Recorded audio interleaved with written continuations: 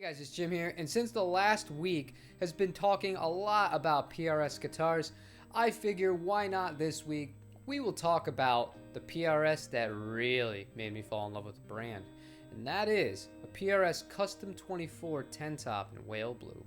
So I bought this guitar in August of 2020 with the intention of reselling it. I've always known about Fender and Fender Japan especially in the marketplace, so I wanted to try and branch out to other brands and see if I could learn a little bit more, expose myself to some other kinds of guitars, maybe find something I really like, and make a few bucks in the process. So I went out to Craigslist like I did every single day, like I still do every single day, and saw that this guitar was for sale at a very low price. I almost thought it was either stolen or there was something wrong with it. So I had a real quick text back with the guy. He said he was going to meet me near Balboa Park in San Diego. I said, all right, no big deal. He's a cash only. And I was like, okay, cool. Turns out the guy was the guitarist for his worship group, and they weren't really playing anymore because you're not allowed to go to church in California either. And he was just going to try and downsize his stuff, and he really needed the money. And he just wanted to make sure it was going to go to a good home. And part of me felt kind of bad because I'm like, yeah, I know I'm going to resell this guitar, but at the same time, money's money. Money talks. Money makes certain guitars walk. I did not mean to make that rhyme. But corny jokes aside, I took the guitar home and there was nothing wrong with it. It was a beauty. It was light. It played amazingly well. And once I plugged it into the Mesa Mark V, I was hooked. I was hooked. Now, prior to this guitar, I had never played a humbucker equipped guitar, no matter what the brand was, Gibson, ESP, whatever, that I liked the coil splits on. But this guitar, it just opened my eyes to a whole new world of tones and kind of preferences. This guitar could do everything. It could do no wrong. It was an absolutely gorgeous whale blue finish, as you could see. And I miss this one. This is a really nice guitar. It just had so much beef to it, but so much soul at the same time. And I remember talking to my wife after I played this guitar for a few days. And I was like, I got such a good deal on this. And I showed her how much a new Custom 24 10 top costs. And I said, you know, if I kept this, it wouldn't be the end of the world. But if I were to sell it, look at the new price. I'm not so sure I'd ever be able to afford one again. And while part of that is true, and I really was new to PRS as far as checking out the used market and stuff like that, I was seeing custom 24s in that kind of condition going for well over $1,000 what I paid, which was, the reason I purchased it to begin with.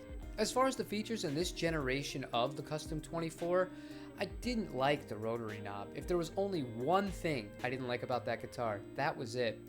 And I kind of felt like I never knew exactly where I was, and I have a bad memory. I'm like a goldfish. So sometimes in the middle of a song, I would try and switch it and be hoping that I'm going to land in the right spot.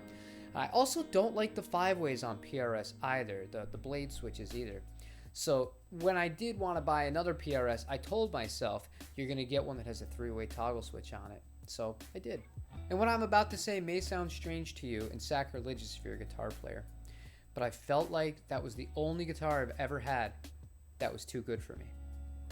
I don't know what it was about it. I felt like that guitar needed to go to an absolutely ace player. That guitar was fantastic. I didn't feel like I deserved to have it, if I'm just being honest. And so when I saw that I could make as much money as I did, I used it for a little bit. I really, really had a good time. And it convinced me to buy this instead. So I sold that guitar. I made a decent amount of money on it. I purchased this guitar used, ended up with extra money in my pocket, well enough over to buy another piece of inventory from Fender Japan, completely gratis, and the rest is history. But would I rebuy this guitar? Absolutely. Absolutely in a heartbeat. But I don't think I'd buy the regular custom 24 10 top. I would want the 2408 because I would want something, that's differentiating enough that can do something else besides what my CE24 can do. And I love the CE24. It is just, it gets me right in the ballpark. And that's the reason why I had no problem getting rid of it, because the CE24 was that good. And it still is. It's that good.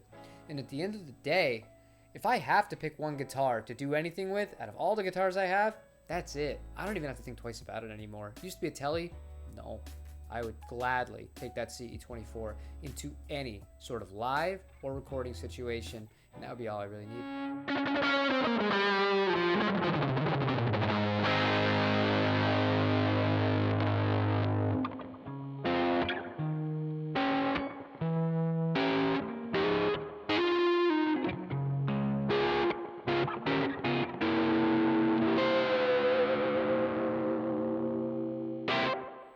But that's going to be where I'm going to leave this video. I hope you enjoyed the fact that I did have some footage of me playing this guitar.